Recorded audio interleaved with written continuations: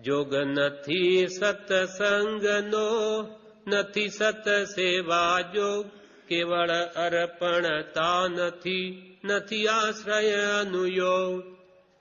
કેમ કે મને સત્સંગનો જોગ નથી. સત્સંગ વગર આપનું સ્વરૂપ હું કેવી રીતે જાણું? અને આ સંસાર દુઃખરૂપ છે, અને જ્ઞાની પુરુષના વચન પ્રમાણે ચાલું તો જન્મ મરણ છૂટે, એ બધું સત્સંગ વડે હું જાણી શકું. પણ એવો મને સત્સંગ, પરમ સત્સંગ જ્ઞાની પુરુષનો, જ્ઞાની ન હોય તેના આશ્રિતનો એ સત્સંગ, કાં પછી એના વચનોનો સમાગમ. જ્ઞાની પુરુષના વચન મળવા એ પણ અતિ દુર્લભ છે. એટલે જોગ નથી સત્સંગનો, નથી સત સેવા જોગ, કેવળ અર્પણતા નથી, નથી આશ્રય અનુયોગ. જોગ નથી, સત્સંગનો મને યોગ નથી.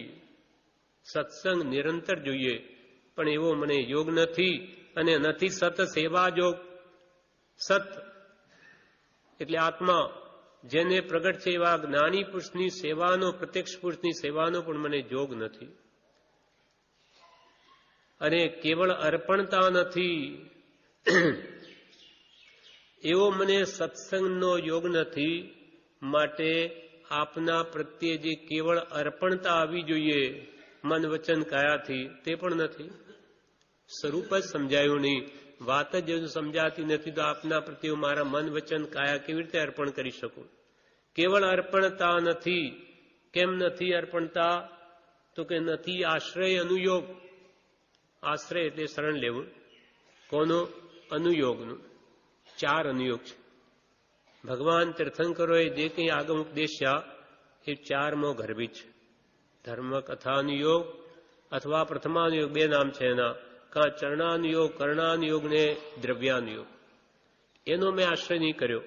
ભગવાનના જે વચનો છે એ બધાનો સાર કૃપાલનું વચનામૃત છે, એમાં બધું જ છે, 4 અનુયોગ છે. પણ મેં એનો આશ્રય નહીં લીધો, એનું શરણ નહીં લીધું. એ તત્વ જાણવા માટે પ્રયત્ન જ ન કર્યો, તો એ ભગવાન મને આપના પ્રત્યે અર્પણ ભાવ ક્યાંથી આવે? જોગ નથી સત્સંગનો, નથી સત સેવા જોગ, કેવળ અર્પણતા નથી, નથી આશ્રય અનુયોગ. અર્પણતા કેવી જોઈએ? એના વિશે જનક વિદેહીનું દૃષ્ટાંત છે. જનક વિદેહી, જનક રાજા છે, સીતા, સતી સીતાના પિતા છે. હવે રાજ્ય કરતા છતાં પણ વિદેહી છે. કેવી રીતે એવું બન્યું? તો કે એમને એકવાર સપન આવ્યું. સપનમાં એમને એવું જોયું કે હું ભિખારી થઈ ગયો છું. ભિખારી થઈ ગયો, બધું મારું રાજ્ય બધું ગયું. એટલે સવારમાં ઉઠ્યા ત્યારે આ શું, હું ભિખારી થઈ ગયો? તો આ સપનું સાચું ને જુએ છે તો રાજ્ય છે બધું. ત્યારે એવા વિચારમાં ચડી ગયા કે આ સાચું કે તે સાચું? હું ભિખારી થયો એ સાચું કે આ રાજ્ય બધું છે, હું રાજા છું એ સાચું? એટલે એના બધા વિદ્વાન મંત્રીઓને એવી આજ્ઞા કરી કે એનો ખુલાસો કરો. આ સાચું કે તે સાચું? બીજું કંઈ નહીં કહ્યું. કયું સાચું? બધા વિચારો, અમુક મુદત આપી, બધા વિચારમાં પડી ગયા કે કેમ એનો જવાબ આપવો. હવે એક બીજે જ દાડે, હવે છેલ્લી મુદત છે, જવાબ ન આપે તો રાજા શિક્ષા કરશે બધાને. એટલે અષ્ટાવક્રના પિતા, અષ્ટાવક્ર જ્ઞાની પુરુષ છે, એના પિતા બહુ ખેદમગ્ન છે કે શું તમે એમ બેઠા? તો કે ભાઈ હવે કાલે તો અંતિમ દિવસ છે ને આ પ્રમાણે રાજાએ આજ્ઞા કરી છે કે આ સાચું કે તે સાચું? તો કે પિતાજી એનો જવાબ તો હું આપીશ. એટલા માટે રાજ્યમાં આવે છે. દૂરથી આવતા જ એમને બધા સભાસદો જે બેઠા છે રાજ્યમાં, એને જોઈને બધા હસવા લાગી ગયા. કેમ? તો કે એમના 8 અંગ વાંકા છે. જેવા હસવા લાગ્યા કે અષ્ટાવક્ર પાછા વળવા માંડ્યા અને કે હું અહીંયા ક્યાં આવી ગયો? આ તો બધા ચમાર લોકો છે, આ બધા ચામડિયા છે, આ મારી ચામડી જુએ છે. ત્યારે રાજા કહે કે પધારો મહારાજ, આવો. બ્રાહ્મણ હતા, બોલાવ્યા, બેઠા, પૂછ્યું કે ભાઈ આ સાચું કે તે સાચું? તો કે આ સાચું તો એ સાચું અને આ ખોટું તો આ ખોટું. જો સપનું સાચું તો તમારું આ રાજ્ય પણ સાચું, કેમ કે આ સપનું જ છે. પેલું અડધા કલાકનું તો આ 5-50 વર્ષનું, પછી એ સપનું જ થઈ જવાનું, એ રહેશે નહીં. અને નિશ્ચયને જોતા પ્રત્યેક દ્રવ્યની પર્યાય એક સમય માત્ર છે. એક સમયમાં એ ચાલ્યું જાય છે, આપણને નથી દેખાતું. એક સમય પછી જુદું થઈ જાય, ગયું એ. વર્તમાન પર્યાય એક સમય માત્ર. એક સમયમાં તો એ વર્તમાન કાળ ભૂતકાળ થઈ ગયો અને ભવિષ્યકાળ વર્તમાન થઈ ગયો. એ દ્રષ્ટિએ એ અષ્ટાવક્ર ગુરુએ એમ કહ્યું કે આ તમારું સપનું સાચું તો આ રાજ્ય સાચું, અને સપનાને તમે ખોટું માનતા તો આ ખોટું. આ છે જ નહીં, આ બધું જવાનું. બસ એમને એથી બહુ વૈરાગ્ય ઉત્પન્ન થયું કે આ બધું જવાનું, નાશ પામવાનું. એટલે એમ બોલ્યા કે આ બધું તમને અર્પણ છે. શરદભાઈ રમણીકલાલ શાહ બરોડાવાળા વડોદરા 11 વાગ્યા પહેલા ફોન કરે. શરદભાઈ રમણીકલાલ શાહ વડોદરા. તો આ સાચું કે તે સાચું? એટલે એમને તો અત્યંત વૈરાગ ભાવ ઉત્પન્ન થયો કે મારે આ નહીં જોઈએ, આ બધું નાશ પામવાનું. એટલે એમ કે હે ભગવાન, હે ગુરુદેવ, આજે હું આપને મારા ગુરુ માનું છું ને આ બધું જ સર્વસ્વ આપને અર્પણ કરું છું. કેવળ અર્પણતા આપણામાં નથી, એવી એમને અર્પણતા કરી દીધી, બધું આપને અર્પણ. અને પોતે ઘોડા પર બેસીને જવા લાગ્યા. ત્યારે અષ્ટાવક્ર ગુરુ શું કહે કે ભાઈ આ ઘોડો કોનો? તમે તો બધું મને અર્પણ કરી દીધું, આ ઘોડો કોનો? તો કે આપનો. તમે સર્વસ્વ અર્પણ કર્યું છે, મન વચન કાયા બધું. તો આ શરીર કોનું? તો કે ગુરુદેવ આપનું. વાણી બોલે કોની? આપની. આ મન કોનું? તો કે આપનું. તો હવે એમ આજ્ઞા અમે કરીએ છીએ કે આ રાજ્ય બધું અમારું, પણ અમે તમને નિમીએ છીએ ટ્રસ્ટી તરીકે કે આ બધું સંભાળો. એટલે આ રાજ્ય અમારું, પણ દેખરેખ તમારે કરવાની. એટલે અહમભાવ કઢાવી દીધો, મમત્વ ભાવ કઢાવી નાખ્યું. હવે આ બધું સંભાળો, અમારી આજ્ઞા છે. એટલે ગુરુનામ આજ્ઞા અવિચારણીય એમ વિચારીને શિરોધારી કરી આજ્ઞા, અને રાજ્ય કરતા થઈ ગયા. પણ મનમાં આ મારું નથી, આ મારું નથી, રાજ્ય અષ્ટાવક્રનું છે, મેં તો બધું આપી દીધું. આવી અંતરથી સાચી અર્પણતા થઈ છે. અને એ જ ભાવ ભરત ચક્રવર્તીને ઋષભદેવ ભગવાન પ્રત્યે હતો. ઋષભદેવ ભગવાન દીક્ષા લીધી ત્યારે ભરત કે હું પણ દીક્ષા લઈશ, મારે આ નહીં જોઈએ. ત્યારે ભગવાન કહે કે આ યુગલિયા હમણાં જ પાંસરા થયા છે, લડી મળશે નહીં તો, અને તારે એવો ઉદય છે, ભોગાવલી કર્મ છે. ભગવાન જાણે છે કે એને ઘરમાં કેવળ જ્ઞાન થશે. એટલે એમને આજ્ઞા થઈ. તો ભગવાન ભરત મહારાજા પણ એમ જાણે છે કે રાજ્ય તો ભગવાન ઋષભદેવનું છે, મને તો એમને સોંપ્યું છે એટલે કરું છું. એવું જ શ્રીરામના ભાઈ ભરતને પણ એવું જ થયેલું. કઈએ રાજ્ય લઈ લીધું, રામને મોકલાવી દીધા જંગલમાં. ભરતને આવ્યો ત્યારે મોસાલથી કે આ તારા માટે આ રાજ્ય લીધું. અરે કે મહા ભૂલ કરી, આવું મારા મોટાભાઈનું રાજ્ય હું નહીં જ લઉં. રામને બહુ કહે છે કે આવો, નથી આવતા. તો એમના પગરખાં એની પાવડી લઈને આવીને મૂકી દે છે. આ રાજ્ય તો શ્રીરામનું છે, મારું નથી. એમ મમત્વ ભાવ કાઢે તો એ સાચી અર્પણતા કહેવાય. એટલે કેવળ અર્પણતા નથી, એવી પ્રભુ મારામાં અર્પણતા નથી. કેમ કે નથી આશ્રય અનુયોગ. મેં 4 પ્રકારના જે અનુયોગ છે, પ્રથમાનુયોગ ધર્મ કથાનુયોગ કે ચરણાનુયોગ ચારિત્ર સંબંધની વાતો, કર્ણાનુયોગ કર્મ સંબંધીની વાતો, દ્રવ્યાનુયોગ આત્મા સંબંધી મૂળ દ્રવ્યની વાતો, એ મેં વિચારી જ નથી. તો મને કેવી રીતે આપના પ્રત્યે અર્પણ ભાવ આવે? અને જોગ નથી સત્સંગન. એના વિશે કૃપાલદેવ બહુ જ કહે છે. સત્સંગ વિશે બહુ જ ઢગલા પત્રોમાં ભાવ ઉપદેશ્યો છે. કંઈક આપણે સેમ્પલ તરીકે જોઈએ તો એમાં કૃપાલદેવ ખાસ સત્સંગના પાઠમાં મોક્ષમાળામાં કહે છે કે સત્સંગ એ તો સર્વ સુખનું મૂળ છે. સત્સંગ મળ્યો કે તેના પ્રભાવ વડે વાંછિત સિદ્ધિ થઈ જ પડી છે. સાચો સત્સંગ જો મળી આવે તો એનાથી આ લોક કે પરલોક બંનેની સિદ્ધિ થાય. આ લોક પણ સુખમાં જાય, સાચું માર્ગદર્શન આપણને જ્ઞાનીનું મળવાથી, અને ભવો ભવ સુધરે. સત્સંગ મળ્યો કે તેના પ્રભાવ વડે વાંછિત સિદ્ધિ થઈ જ પડી છે. ગમે તેવા પવિત્ર થવાને માટે સત્સંગ એ શ્રેષ્ઠ સાધન છે. સત્સંગ ગતિ ગંગા જલે જે સ્નાન કરે જે ભવ્ય, તેને તીર્થ તપાદીનું રહે નહીં કર્તવ્ય. તીર્થ તપ વગેરે શા માટે કરવા? કે સત્સંગ થાય. તીર્થોમાં જઈએ સત્સંગ માટે, જ્યાં સત્સંગ જ મળતો હોય. અહીંયા તો રોજ 10 કલાકનો આ ભક્તિ સત્સંગ છે, તો એ તો મહાન તીર્થ છે. આવું વિશ્વમાં નથી, જીવતું જાગતું તીર્થ છે. એમ ગમે તેવા પવિત્ર થવાને માટે સત્સંગ શ્રેષ્ઠ સાધન છે. કૃપાલદેવ સત્સંગનો અર્થ કરે છે, આત્માને સત્ય રંગ ચઢાવે તે સત્સંગ. એટલે આત્માની સાચી માન્યતા જેવી સત્પુરુષની છે તેવી આપણને કરાવે તે સાચો સત્સંગ. મોક્ષનો માર્ગ બતાવે તે મૈત્રી. ઉત્તમ શાસ્ત્રમાં નિરંતર એકાગ્ર રહેવું તે પણ સત્સંગ છે. ઉત્તમ શાસ્ત્રો જ્ઞાની પુરુષના વચનો, એમાં તન્મય રહેવું, લીન રહેવું, જગતને ભૂલીને, તે પણ સત્સંગ જ છે.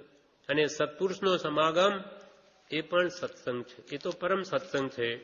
જ્ઞાની પુરુષ પ્રત્યક્ષ હોય તે વખતે એમનો સમાગમ એ તો પરમ સત્સંગ કહેવાય. બોધામૃતમાં પૂજ્યશ્રીએ કહ્યું કે સત્સંગનો યોગ એવો છે કે જીવના ભાવ ફરતા વાર નથી લાગતી. કલ્યાણ ન કરવું હોય તેને પણ કલ્યાણ કરવાના ભાવ થઈ જાય, એવો સત્સંગનો પ્રભાવ છે. થોડા વખતમાં ઘણું કામ થઈ જાય.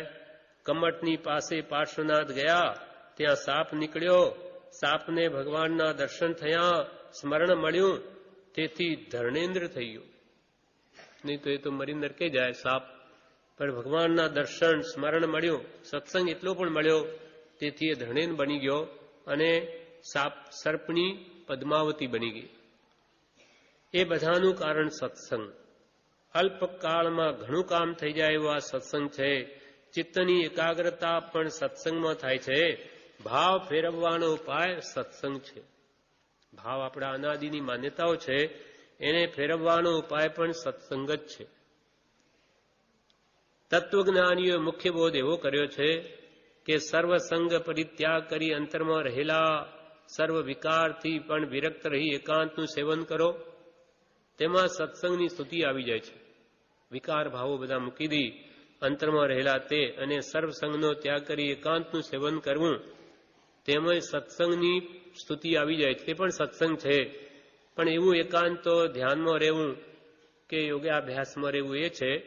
પરંતુ સમસ્વભાવીનો સમાગમ, જેમાંથી એક જ પ્રકારની વર્તનાનો પ્રવાહ નીકળે છે, તે ભાવે કરીને એક જ રૂપ હોવાથી ઘણા માણસો છતાં અને પરસ્પરનો સહવાસ છતાં તે એકાંત રૂપ છે. અને તેવી એકાંત માત્ર સંત સમાગમમાં રહી છે. કૃપાલદેવ કે સમસ્વભાવી, આપણે બધા અહીંયા હજારો ભેગા થયા, પણ આપણા બધાની એક જ ભાવના છે. વિષય મંડળ મળે ત્યાં તો દરેકની જુદી જુદી ઈચ્છા હોય, પણ અહીંયા તો બધાને એક આત્મકલ્યાણ કરવું છે. માટે 1000ની 5000 હોય તો પણ એને એકાંત કહ્યું છે કૃપાલદેવ. કેમ કે બધાની ઈચ્છા એક જ છે. નિસ્વાર્થપણે બધા આરાધના જ કરે છે.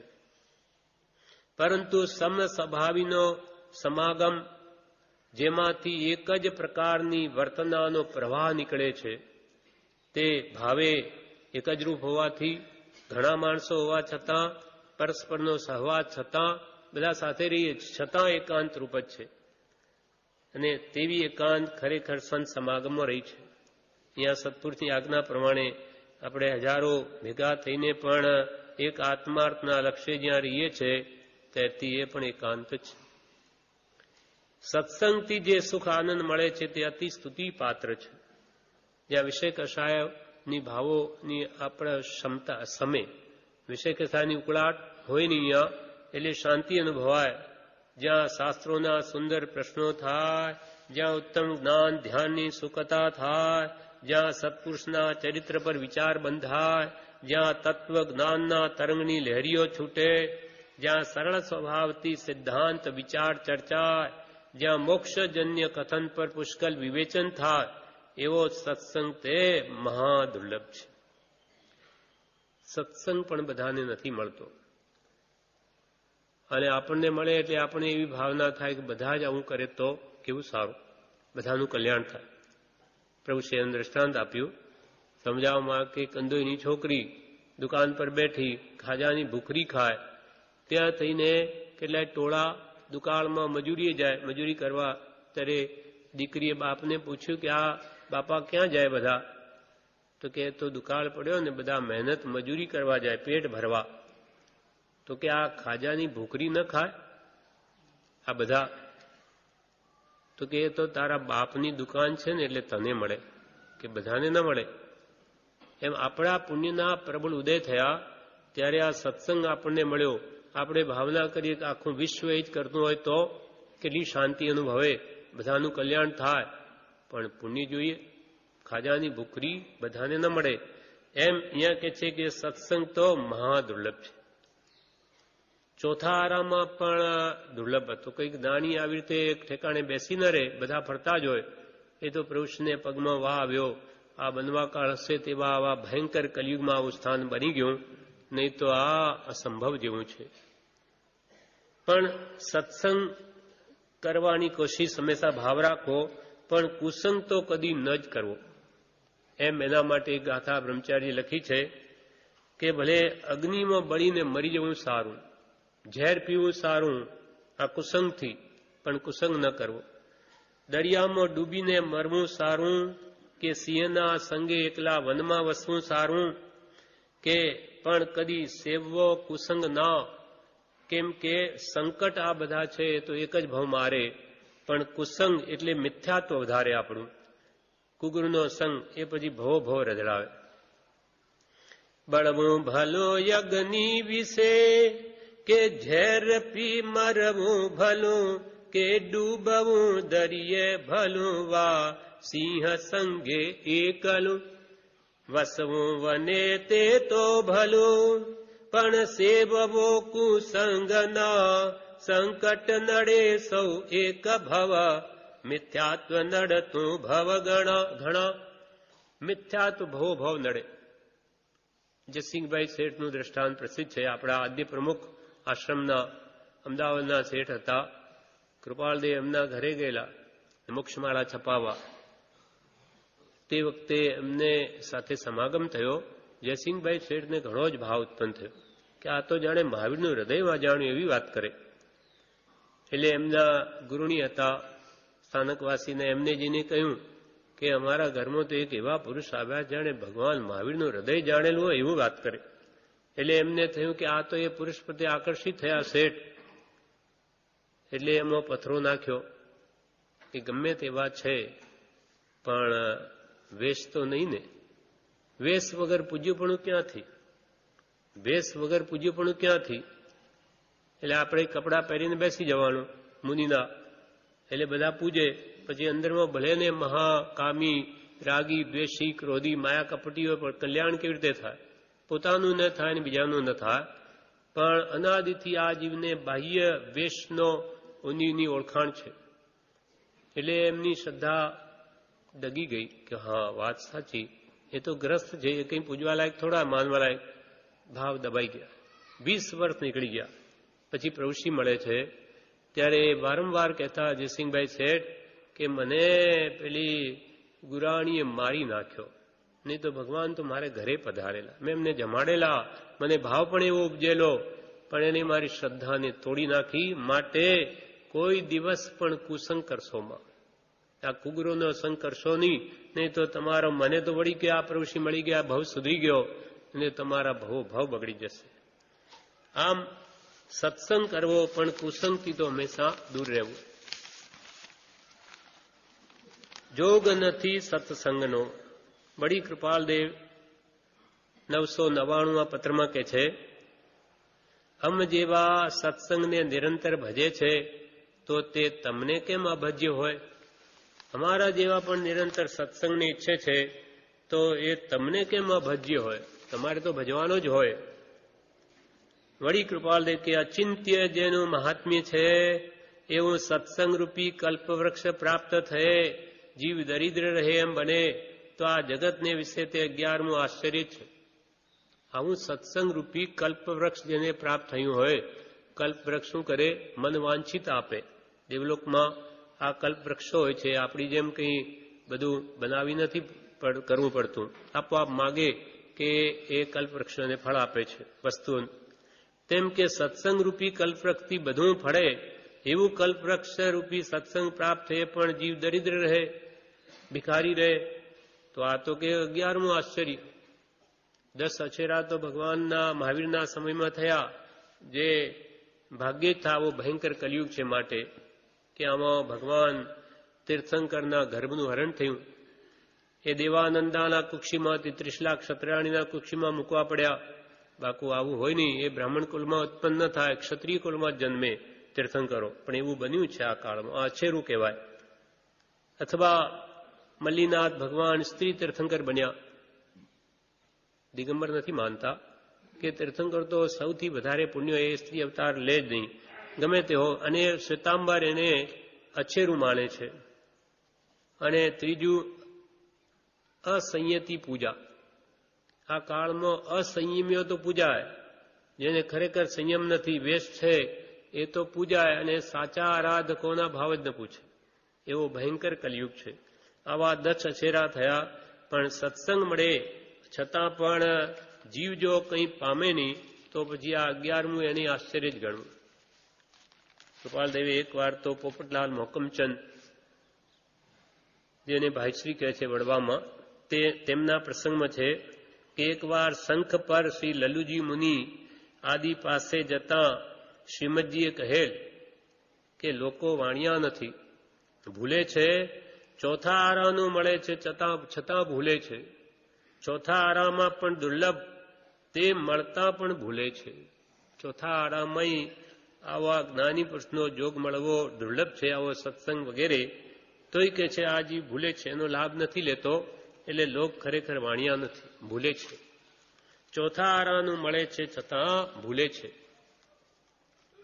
કૃપાલદેવને સત્સંગ પ્રત્યે કેટલી આમ ઈચ્છા રહે છે.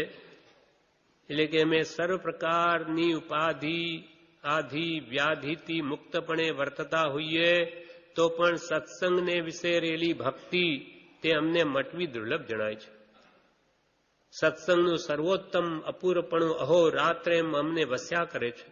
અમારા હૃદયમાં નિરંતર સત્સંગ કરીએ. કોઈની આત્માર્થી સાથે એવો ભાવ રહે છે. એમને કોઈ એવો વ્યક્તિ ન મળ્યો પહેલા કે જ્યાં પોતાનો ભાવ ઠાલવી શકે. એક સૌભાગ્ય મળ્યા ત્યારે એમને પરમ સંતોષ થયો કે હવે મન ખોલવાની કોઈ જગ્યા મળી. નહીં તો આ કાળમાં કોઈ દેખાતું નથી. કોઈને ખરેખર આરાધકતા વાળા જીવો જ દેખાતા નથી.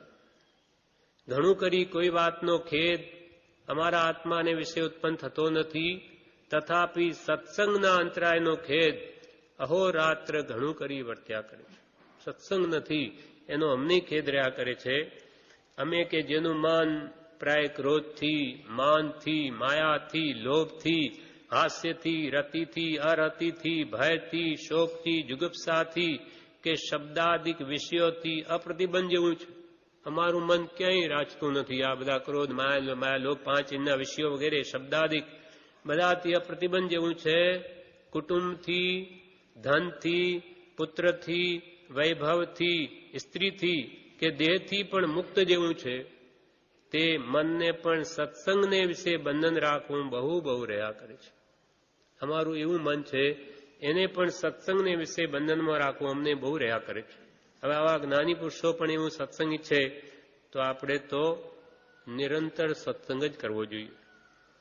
તો કંઈ ફાકો મુઠ્ઠી લાહો લઈને જઈશું ને તો આ મહામોહમય જગત ચારે બાજુ બધું લૂંટી લેશે. સત્સંગ ને સત્ય સાધન વિના કોઈ કાળે કલ્યાણ થાય નહીં. સત્સંગ અને સત્ય સાધન જે જ્ઞાની પુરુષો બતાવે, સત્પુરુષ એટલે સત્સંગ ને સત્પુરુષ વિના કોઈ કાળે પણ જીવનું કલ્યાણ થાય નહીં. માટે આ સત્સંગની યોજના પ્રભુશ્રીના નિમિત્તે થઈ કૃપાલદેવ કે એવું સ્થાન ક્યાં છે કે જ્યાં જઈને રહીએ કૃપાલદેવના સમયમાં? એવી જગ્યા ક્યાં છે કે જ્યાં જઈને રહીએ? એવા સંતો ક્યાં છે કે દશામાં બેસી તેનું પોષણ પામીએ? ત્યારે હવે કેમ કરવું? એ પણ ખામી પ્રભુશ્રીના નિમિત્તે પૂરી થઈ ગઈ. એટલે આપણા પુણ્યની તો પરાકાષ્ઠા છે, બધું મળેલું છે. હવે આપણી ખામી છે. 56 પ્રકારની રસોઈ તૈયાર છે, પણ ભૂખ નથી. શું કરીએ? એમ બધું જ છે, શું નથી? હવે આરાધના કરી તો બધા જોગ મળી આવ્યા, પણ એને કલ્યાણ કરવાની ભાવના નથી, તો આ બધું જ વ્યર્થ જાય છે. જોગ નથી સત્સંગનો આપણે મૂલ્ય આપણને મળ્યો છે, એનો વારંવાર પૂરેપૂરો ઉપયોગ કેમ કરવો? તે ઉપદેશ નોંધમાં પરમ કૃપાળુ કહે છે કે લૌકિક મેળામાં વૃત્તિને ચંચળ કરે એવા પ્રસંગ વિશેષ હોય.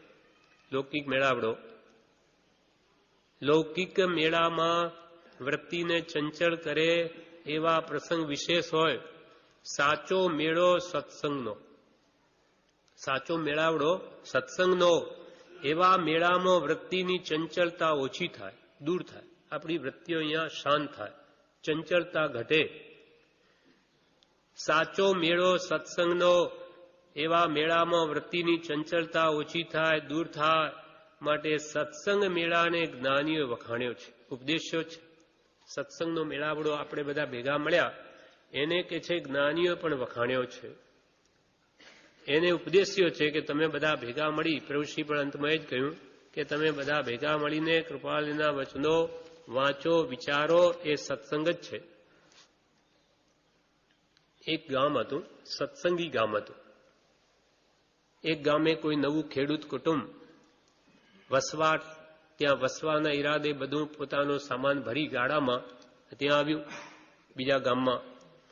ગામની ભાગોળે તળાવ પાસે હારબંધ આવી પાડીઓ હતી અને એના ઉપર એવું લખેલું હતું કે મરનારનું નામ અને આયુષ્યની અવધિ, કે કોઈ 6 માસ, કોઈ 12 માસ, કોઈ વર્ષ, 2 વર્ષ, 3 વર્ષ, 5 વર્ષથી વધુ કોઈ નહીં આયુષ્ય કોઈના.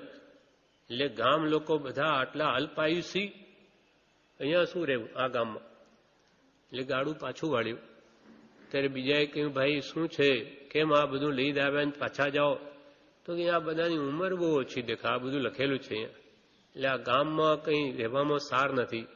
ત્યારે એણે શું કહ્યું કે જુઓ, તમે ન સમજ્યા, આ અમારું ગામ છે ને તે સત્સંગી ગામ કહેવાય છે. એટલે ભગવાનની ભક્તિ કરીએ એટલું જ અમારું જીવ્યું લેખે ગણાય, અને બીજું બધું એળે ગયું એમ.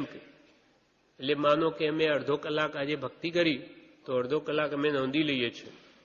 એમ થતાં 24 કલાક ત્યારે અમે એક દિવસ ગણીએ છીએ. 365 આવા દિવસ થાય ત્યારે અમે 1 વર્ષ ગણીએ.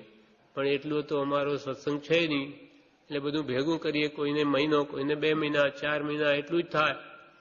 એટલે આવું લખ્યું છે. બાકી તો જીવન અમારું વ્યર્થ છે, એળે છે, ઉડતું કર્મબંધન કરાવે. એ વાત એને સમજાઈ.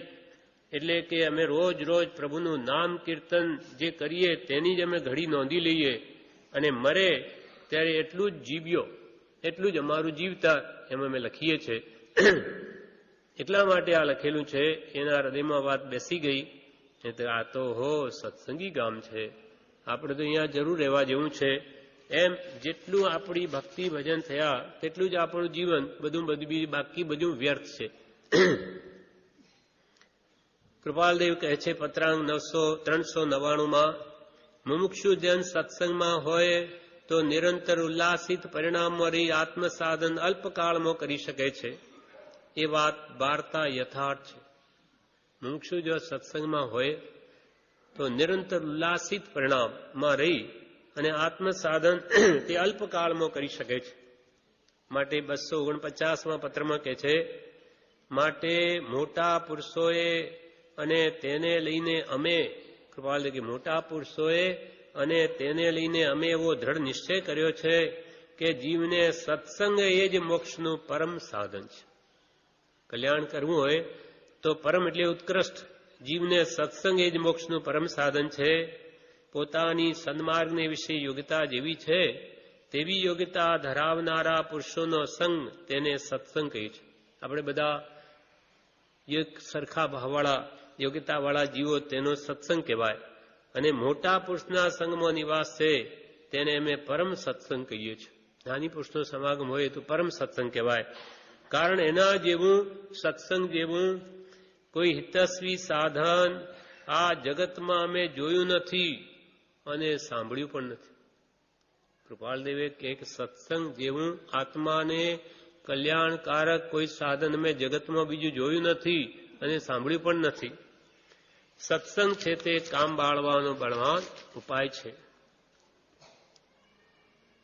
અસંગ એવું આત્મ સ્વરૂપ અથવા સત્સંગનું મહાત્મ્ય સર્વજ્ઞાની પુરુષોએ અતિશય કહ્યું છે તે યથાર્થ છે.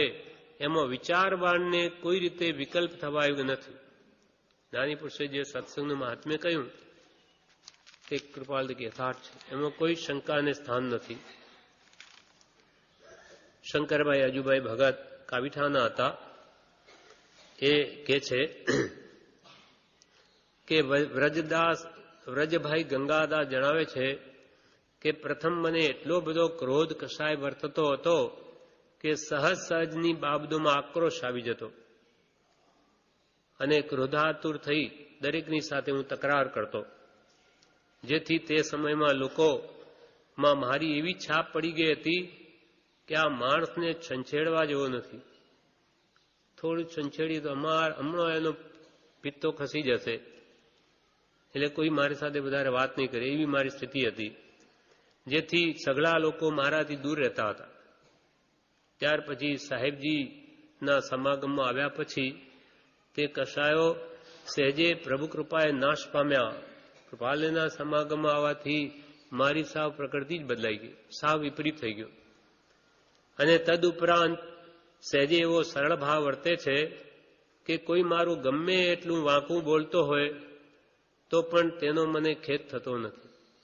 હવે મારે ગમે તેવું મારું વાંકું બોલે તો મને કંઈ એની અસર થતી નથી. અને સઘળા સાથે નાના બાળકની માફક લઘુત્વ ભાવે વર્તન થયું છે. અને ત્યાર પછીથી સઘળા લોકોમાં મારી છાપ સારી પડી છે કે વ્રજભાઈ તો તદ્દન બદલાઈ જ ગયા એમ લોકોમાં ગવાય છે. પ્રથમ કોઈ પણ મારી સંગત પણ કરતું નહોતું, તે હાલમાં સઘળા લોકો મારા પર ઘણી ચાહના રાખે છે. આ સઘળો પરોપકાર શ્રીમદ રાજચંદ્ર દેવ સદગુરુ ભગવાનનો છે. એની કૃપાએ મારી આ સ્થિતિ થઈ. બાકી હું તો નાગ જેવો છંછેડે કે તર સામો થઈ જાઉં, પણ મારી પણ પ્રકૃતિ બદલાઈ ગઈ.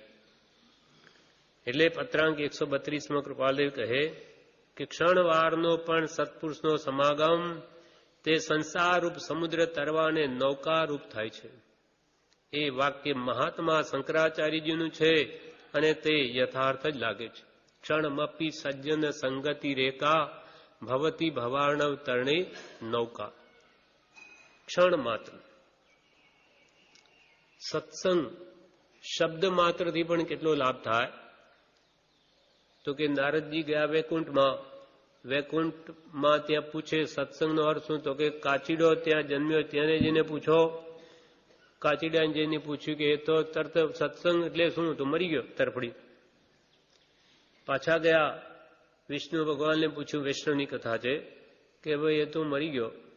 તો કે જાઓ પોપટ ત્યાં જન્મ્યો છે એને પૂછો. ત્યાં જઈને પોપટને પૂછ્યું કે સત્સંગનો અર્થ શું? એ તરફડીને મરી ગયું.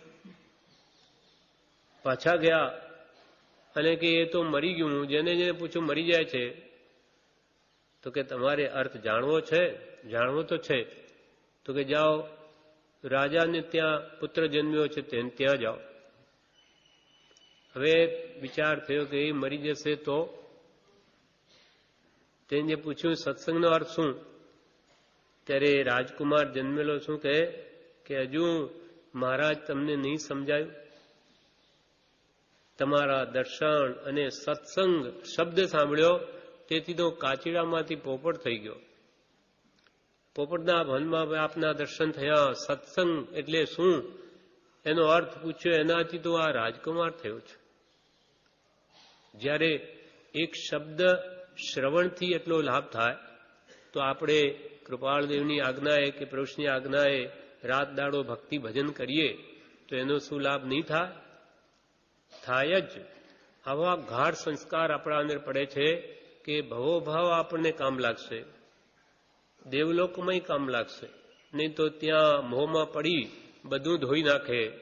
પણ આ જ ભાવ દ્રઢ કર કરશે તો એ ભવોભાવ આપણને ઠેઠ મોક્ષ સુધી કામ આવશે. વળી કૃપાલદેવ કહે, સત્સંગ થાય ત્યારે તો માયા વેગળી રહે છે, અને સત્સંગનો યોગ મટ્યો કે પાછી તૈયાર ને તૈયાર ઊભી છે મોહ માયા. અહીંયા રહીએ ત્યાં સુધી તો બધા જાણે બધા સાચા ભક્ત, નરસિંહ મહેતા જેવા. પાછા ઘરે જઈએ કે પાછા હતા તેવા ને તેવા. એટલે કૃપાલદેવ સત્સંગ થાય ત્યારે માયા વેગળી રહે છે, અને સત્સંગનો યોગ મટ્યો કે પાછી તે મોહ માયા તૈયાર ને તૈયાર ઊભી છે. માટે બાહ્ય ઉપાધિ ઓછી કરવી, તેથી સત્સંગ વિશેષ થાય છે. આ કારણથી બાહ્ય ત્યાગ શ્રેષ્ઠ છે. માટે બાહ્ય ઉપાધિ શા માટે છોડવા કહ્યું? કે આ જીવ એવો છે કે જેવો સંગ તેવો રંગ.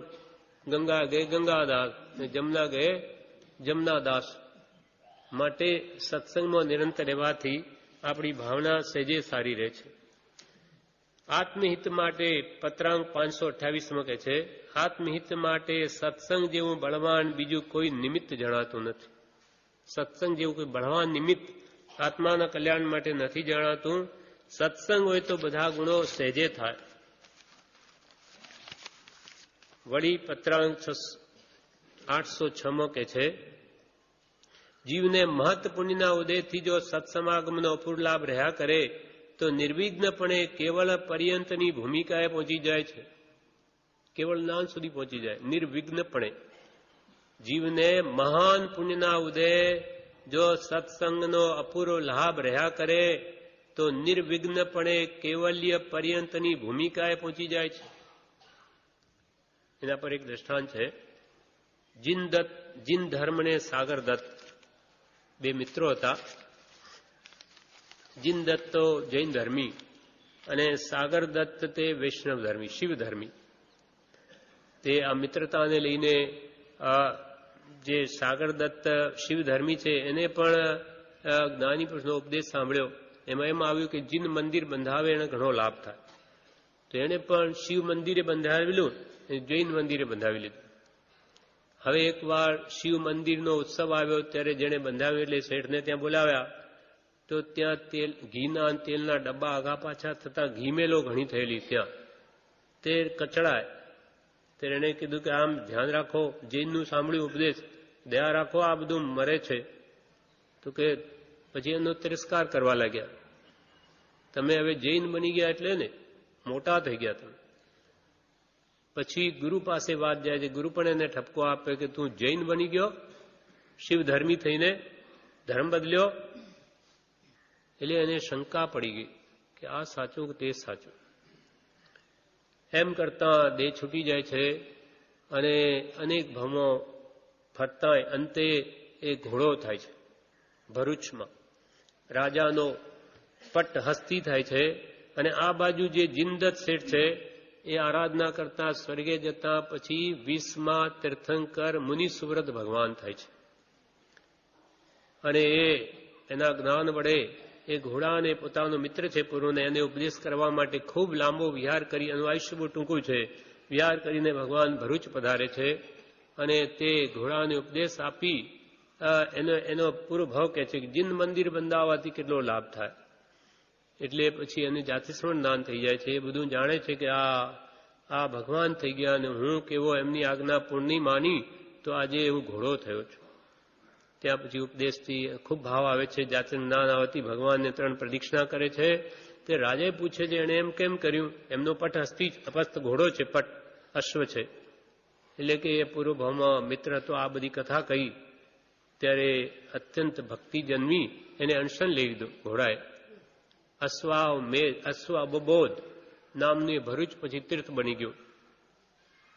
એમ એને સત્સંગનો જોગ મળેલો મિત્રનો પણ, તો તો કાળે કરીને પણ એનો ઉદ્ધાર થઈ ગયો.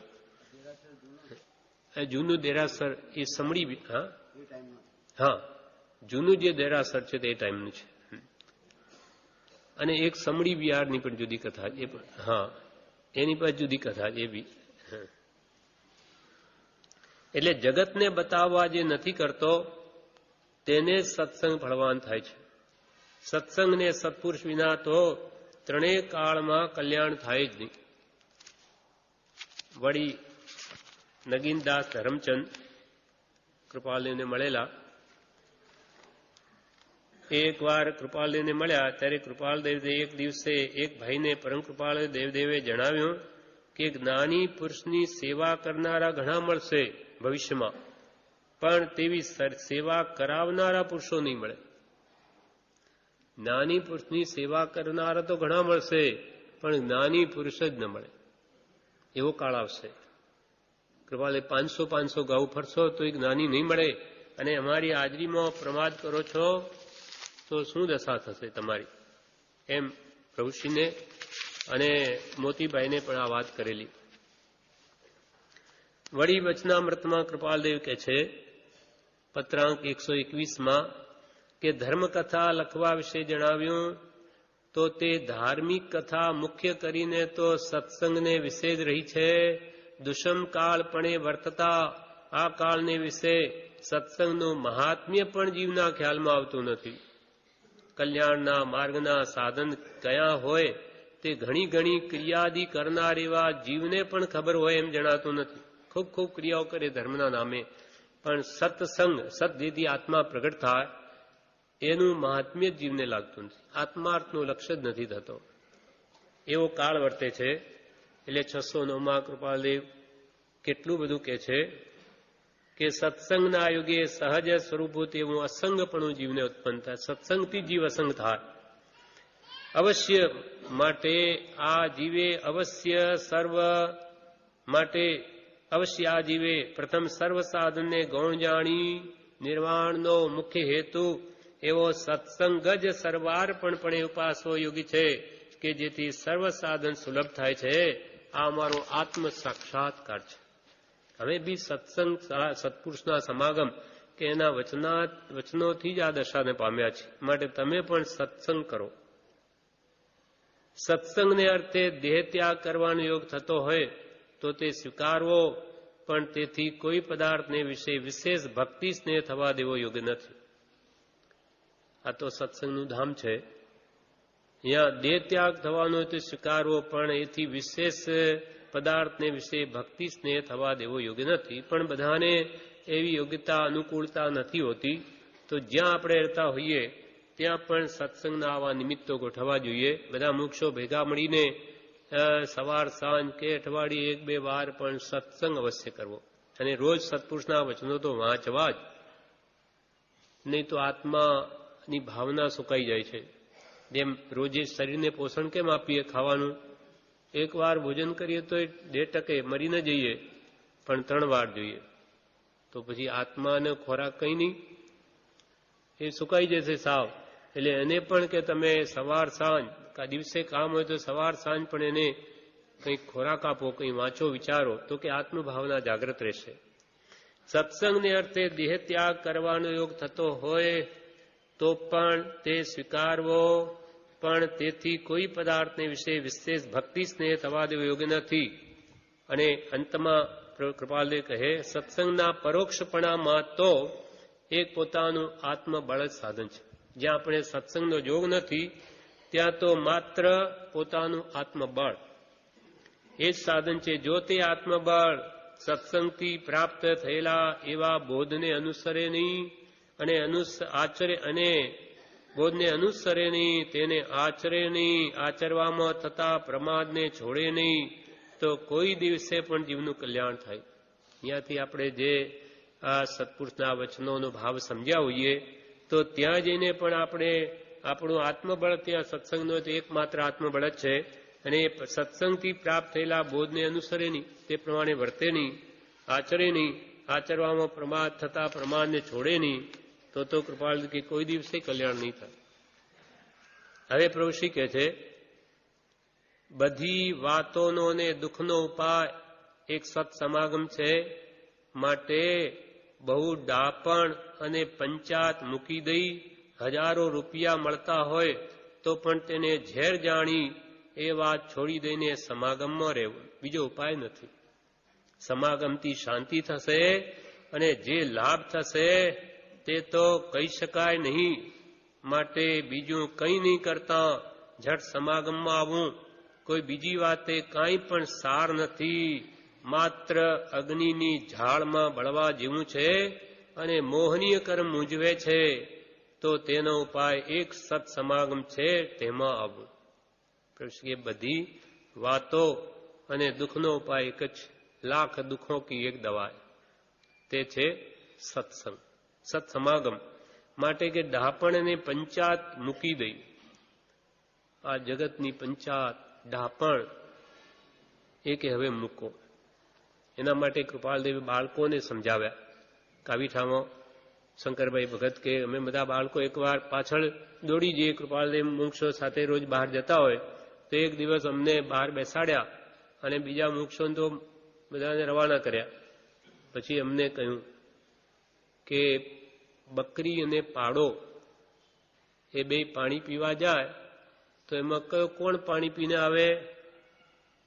ત્યારે કે અમને ખબર નથી. બાળકોએ કહ્યું તો કે બકરી કિનારા પર રહી પાણી પીને આવે, જ્યારે પાડો તળાવની અંદર જાય એ પાણીને બધું ઢોળી નાખે. એટલે એ પાણી ન તો પોતાને કામ આવે ને ન બીજાને કામ આવે. આ કથા કહીને શું કહ્યું કે એ વાત કે તો પછી કે ખ્યાલમાં રાખજો. તે શંકરભાઈ કે તે તો ત્યારે તો ભાવ નહોતો સમજાતો કે શું એનું ખ્યાલમાં રાખવું. હવે સમજાય છે કે બકરી જેવા થવું. આપણે સત્પુરુષના વચનનો સાર લેવો.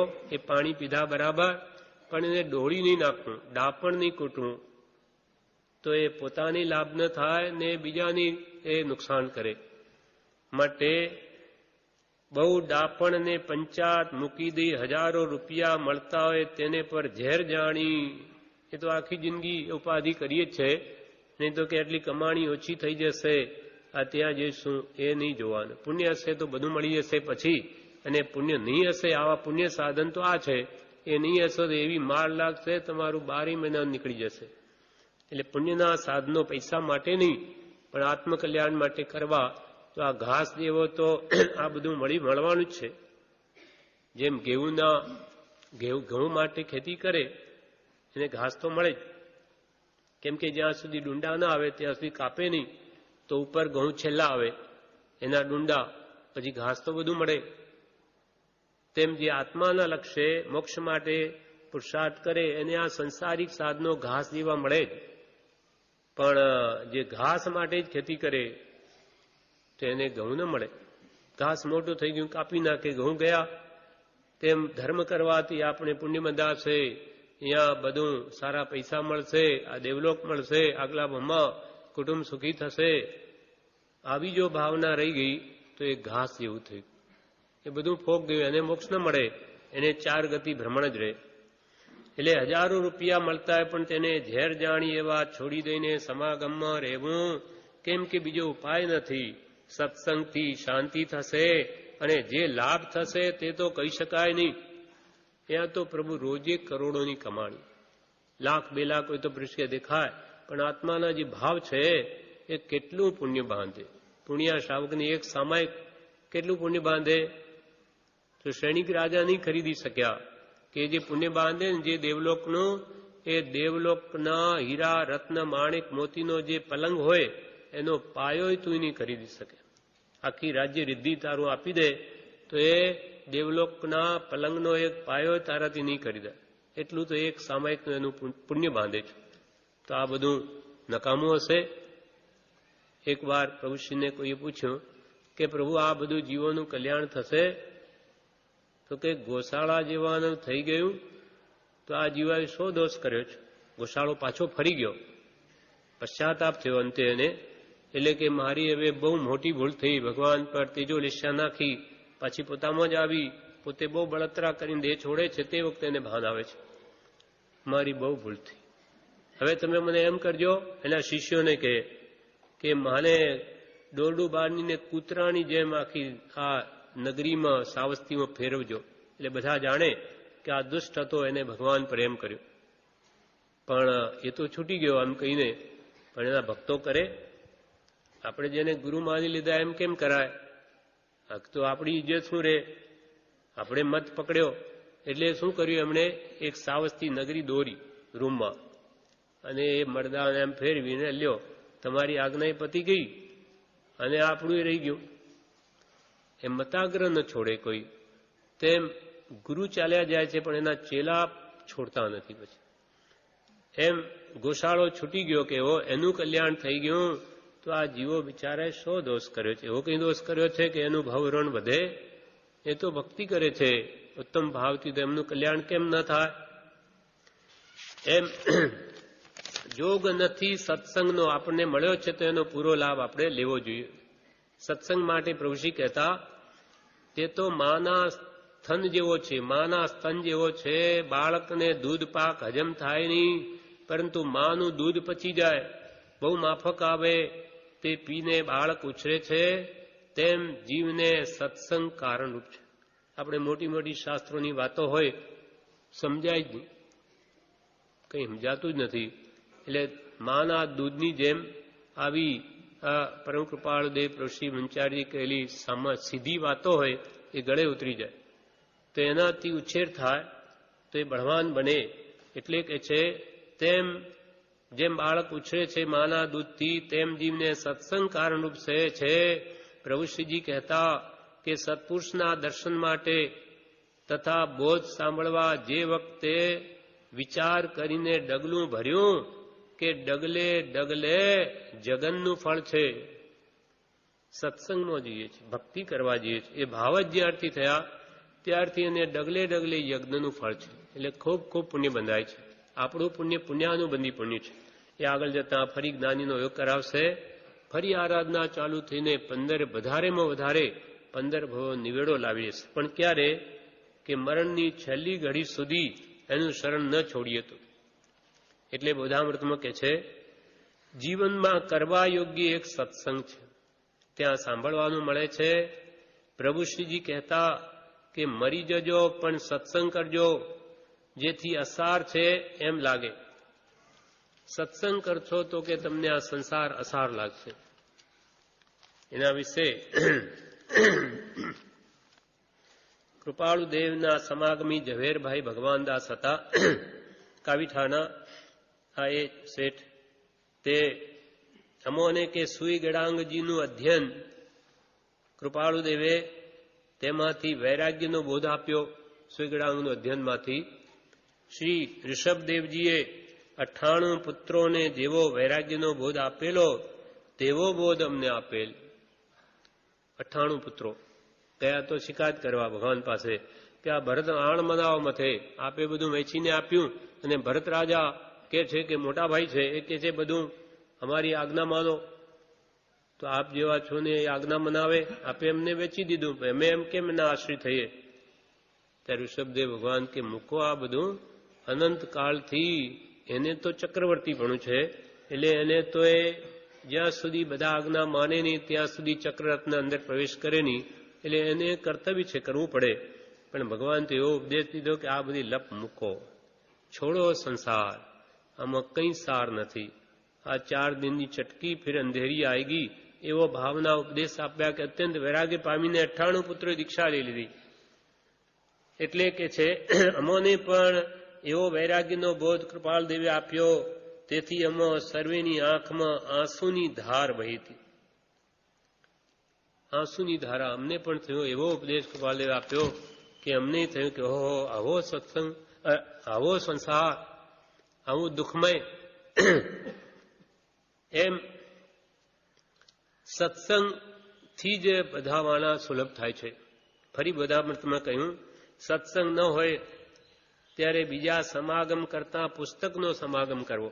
માનો આપણે બધે બહાર રહેવું પડે, ઉદયાદિન બધાને કે અહીંયા રહેવાનું જોગ ન બને, પ્રભુ કે મહાપુણ્ય હોય ત્યારે આ દરવાજામાં પગ મુકાય, તો એ રહેવાવાળાનું પુણ્ય પણ જોઈએ એ પ્રમાણે. એટલે સત્સંગનો યોગ ન હોય ત્યારે બીજા સમાગમ કરતા પુસ્તકનો સમાગમ કરો. નાની પુષ્ના ઉપદેશામૃત કે વચનામૃત, ઉપદેશામૃત કે બોધામૃતનો સમાગમ કરવો. અને વિશેષ અવકાશ હોય તો કૃપાળુ દેવે જે સત્શ્રુત કહ્યા 20 એ શાસ્ત્રોને વિચારવા. પણ એ બધા શાસ્ત્રો કૃપાળદેવના વચનોને સમજવા માટે વાંચું છું, એ લક્ષ્ય હોવો જોઈએ. કૃપાળદેવના વચનો તો બધા શાસ્ત્રોનો સાર છે.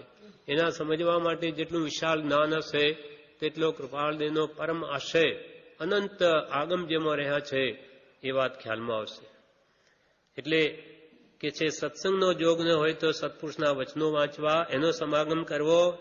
અને કૃપાળુદેવ મને જ કહે છે એવો લક્ષ્ય રાખીને વાંચવું. આપણે કોઈના સત્સંગ માટે બીજે દોડવાની જરૂર નથી બહાર, કે ભાઈ ફલાણા ત્યાં સત્સંગ થાય, જવાની જરૂર નથી. કારણ કે આ ત્રણેય મહાપુરુષોના વચનોના સત્સંગ જેવો ક્યાંય મળવાનું નથી. એટલે એના વચનો સરળ છે, સીધા આપણે સમજી શકીએ છીએ. એને વાંચવા, વિચારવા તો આપણે પણ એવી સમજણ વધે કે કોઈ આપણને કદી છેતરી ન જાય. માટે અહીંયા કે છે, અને જ્યારે વાંચીએ ત્રણેય પુરુષના વચનો ત્યારે કૃપાળુ દેવ જ જાણે મને કહે છે એવું લક્ષ્યથી વાંચવું. નિરંતર સત્સંગની ભાવના રાખવી. સત્સંગની જરૂર છે. બીજા કોઈના સંગમાં પડવું નહીં, બીજે ક્યાંય દ્રષ્ટિ ન કરવી. આ જ્ઞાની ફલાણા ગાની કૃપાળદેવ પ્રભુશ્રી ન કરવું આપણી યોગ્યતા નથી. અને આ જ્ઞાની કરતા કોઈ કુગરુ હાથમાં આવી ગયા તો આપણા ભોગ મળ્યા, આ ભવ બગડી જશે. માટે પ્રભુશ્રી કેમ એ કૃપાળુ દેવ પર સાચા જ્ઞાની પુરુષ છે એની શ્રદ્ધા રાખી ત્રણેય પુરુષના વચનો વાંચવા, વિચારવા તો આપણું અવશ્ય કલ્યાણ થશે. અને જ્યારે જ્યારે બ્રહ્મચારી કે બહાર રહેતા એ સંસારનું ઝેર ચઢે ત્યારે સત્સંગ રૂપી જડીબુટ્ટી સૂંઘવા અહીંયા આવી જાઓ. સાપને નોળિયાનું દ્રષ્ટાંત બ્રહ્મચારીજી આપતા. નોળિયામાં વિષ ન હોય, સાપમાં હોય છે ઝેર એની દાઢમાં, પણ બંને એને જાતિ વેર છે. બંને એવા લડે, એકબીજાને મારવા દોડે, પૂર્વભાવનું વેર. તો નોળિયો શું કરે, સાપને બળે, થોડુંક એનું તોડે, કંઈ કાપે, એટલામાં પેલો ડંખ મારે, ઝેર ચડે, એટલે સીધો દરમાં દોડી જઈ અને જડીબુટ્ટી એને સૂંઘીને આવી જાય. નોળિયું પાછું તાજું ઝેર ઉતરી ગયું, ફરી પાછું લડે. ફરી પેલો સાપ જ્યારે કરડે તો જડીબુટ્ટી સૂંઘી આવે. એમ કરતા કરતા નોળિયામાં ઝેર ન હોવા છતાં સાપમાં ઝેર છે એવા સાપને મારી નાખે છે. તેમાં આપણે આ સંસારમાં તો બધું વિષય કષાયનું ઝેર જ ચડશે, મોહનું. ત્યારે કે બહુ વધારે ઝેર ચડવા ન દેવું, નહીં તો મરી જવાય. એટલે આપણે કે જડીબુટ્ટી સૂંઘવા અહીંયા આવી જવું અને પછી પાછું જવું, પાછું ઝેર ચડાવવા જવું. તો કે ચડાવવું નહીં, પણ શું કરીએ, આ કર્મને આધીન જીવ અનાદિથી એકદમ નથી છોડી શકતો એટલે જવું પડે છે. પણ પાછું તરત અવારનવાર અહીંયા આવતા રહેવું, એટલે પછી તાજગી આવે, પાછું બેટરી સાવ ઉતરી ન જાય, ચાર્જ થઈ જાય અને ફરી ગાડું આગળ ચાલે. આ પ્રમાણે કે છે સત્સંગની ભાવના રાખવી. સત્સંગની જરૂર છે, બીજા કોઈના સંગમાં પડવું નહીં. જોગ નથી સત્સંગનો. પ્રભુશ્રીજી કહેતા કે ભાલાનો વરસાદ વરસે તો પણ સત્સંગ કરવો, અને મોતીનો વરસાદ વરસતો હોય તો એ કુસંગ ન કરવો. મોતીઓની લાણી થતી હોય, ખૂબ માન મોટાઈ મળતી હોય આપણને કે આવો શેઠ તમે આગળ આવીને બેસો, ભાવ પૂછાતો હોય તો એ ત્યાં ન જવું. કેમ કે એ આપણો આ ભાવમાં સુખ આપે પણ પછી આપણા ભાવ બગડી જાય. માટે જ્ઞાનીઓ કે એવું કર્તવ્યરૂપ નથી. પણ સત્સંગમાં કોઈ બોલાવે નહીં, બોલાવે તો નહીં પણ એવું બોલે કોઈ, માનો હોઈ શકે આપણે બધા અજ્ઞાની છીએ કે જાણે ભાલા કેમ ખોચ્યા હોય એવો કઠોર વચન કોઈ કહી દે તો કે ત્યાં શું જવાનું, ત્યાં તો આવવું છે.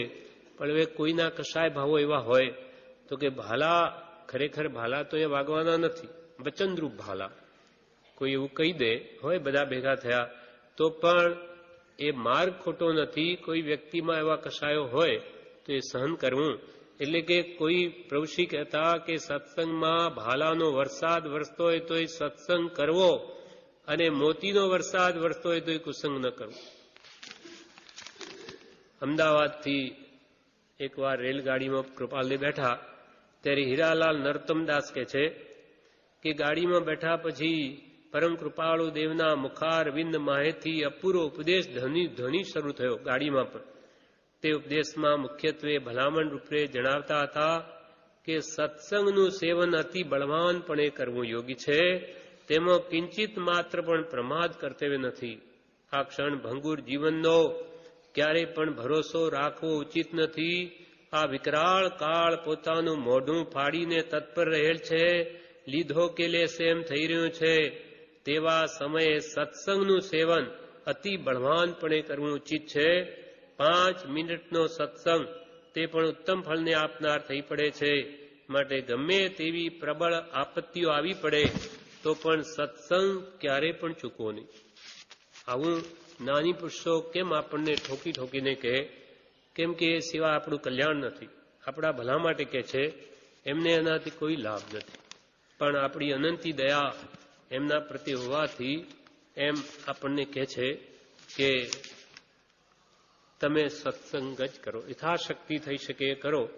એટલે જોગ નથી સત્સંગનો, નથી સત સેવા જોગ, અને કેવળ અર્પણતા નથી. આપના પ્રત્યે મને કેવળ અર્પણ ભાવ હજુ સુધી આવ્યો નથી. કેમ? તો કે નથી આશ્રય અનુયોગ. અનુયોગ એટલે મેં ચારેય અનુયોગ હે ભગવાન આપે તો બધું ઉપદેશ્યું, પણ હું કંઈ વાંચું, વિચારું, જાણું તો મને આપના પ્રત્યે સદભાવ જન્મે અને અર્પણતા આવે. પણ એ ભગવાન મને એવો સત્સંગનો રોજ જોગ નથી મળતો.